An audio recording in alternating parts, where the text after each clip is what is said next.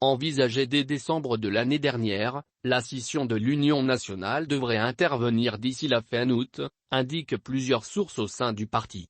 Le candidat malheureux à la présidence du parti, Paul-Marie Gonge, qui ne s'est incliné que par une voix d'écart sur 642 lors du congrès le 13 novembre 2021 au terme d'un scrutin controversé, qui représente en quelque sorte le canal historique, a pris la tête d'une nouvelle tendance, baptisée l'Union nationale initiale.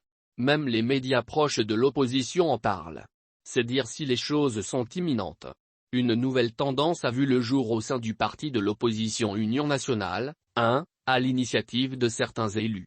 Baptisée l'Union nationale initiale et pilotée par Paul-Marie Gonge, celle-ci a fait sa première sortie vendredi 22 juillet à Libreville. Il y a quelques jours, une vingtaine de conseillers municipaux et départementaux ont adressé une correspondance salée à Paulette Missembo dénonçant tour à tour son incompétence et sa gestion autocratique et clanique. Lire notre article. En réalité, cette scission, qui devrait être effective dans quelques semaines d'ici la fin août, indique plusieurs sources, n'a rien d'improvisé. Elle était déjà en germe au soir du 13 novembre dernier après que Paul-Marie Gonge ne s'est incliné que d'une toute petite voix d'écart sur 642 lors du scrutin pour la présidence du parti, en succession du fondateur Zachary Miboto.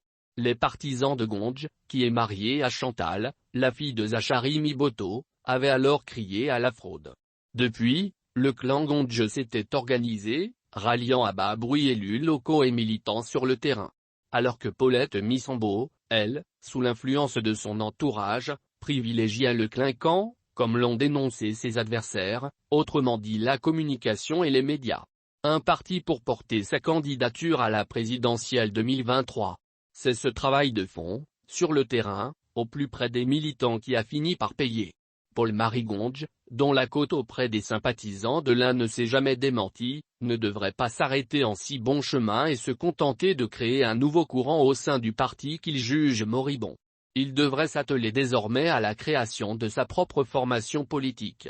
C'est sur elle qu'il devrait s'appuyer pour se porter candidat à l'élection présidentielle de 2023. Une décision également prise par l'intéressé il y a plusieurs mois déjà.